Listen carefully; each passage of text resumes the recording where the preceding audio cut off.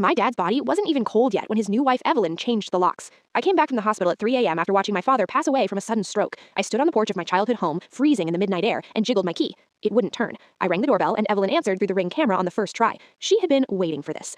"You can pick up your garbage bags in the driveway tomorrow afternoon," she sneered through the speaker. "This is my property now. I'm the widow, sweetie. Everything defaults to me." My dad had married Evelyn, a woman 25 years his junior, just 18 months ago. Almost immediately, she started erasing our family history. She threw out my mom's vintage records, replaced our cozy furniture with cold, modern junk, and even had the audacity to wear my late mother's pearl necklace around the house. When I tried to argue with her back then, my dad just looked tired and said he wanted peace. So I slept in my cramped sedan that night. The next morning, I found my entire life shoved into black trash bags next to the trash cans. Evelyn stood by the front window, sipping coffee from my favorite mug, watching me load my trunk. She thought she had won. She thought I was broken. But I wasn't sad. I was waiting. 4 months before his stroke, my dad had asked me to meet him at a quiet diner across town. He looked exhausted. Without saying a word, he slid a thick, sealed manila envelope across the table.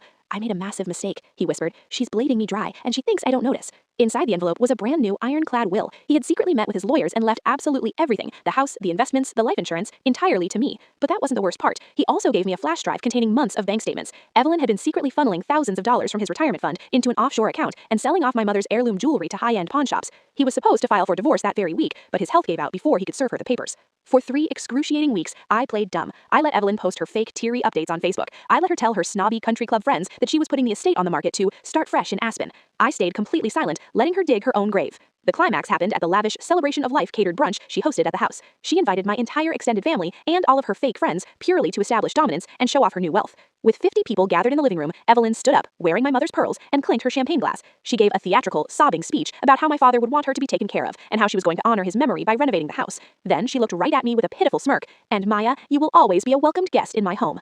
I smiled back, stood up, and pulled out the manila envelope out of my tote bag. "Actually, Evelyn, I have something to share too," I said, my voice cutting through the room. The room went dead silent as I pulled out the legalized will. "Everything goes to me. The estate, the accounts, all of it." Evelyn's fake smile dropped. Her face turned ghost white, then bright red. "That's a forgery. I'm his wife," she screamed. "He also left me this," I continued, pulling out the printed bank statements and pawn shop receipts. "He knew about the $85,000 you embezzled from his retirement fund. He knew about the jewelry you fenced while he was asleep." My uncle, who had always hated her, stepped forward. "You were robbing him blind?" Evelyn started to hyperventilate, looking around the room for anyone to defend her, but every single relative was staring at her with absolute disgust. "I'm his widow," she shrieked, tears ruining her expensive makeup. "I have rights. You have the right to get off my property by tomorrow morning. After that, my lawyer is pressing charges for the theft." She grabbed her designer purse and stormed toward the front door, but before she could leave, my aunt stepped right in front of her. "Take off the pearls, Evelyn," my aunt demanded. "Those aren't yours." Trembling with rage and humiliation in front of all her friends, Evelyn unclasped my mother's necklace, dropped it on the console table, and walked out the door into the rain. I picked up the pearls, wiped them off, and smiled.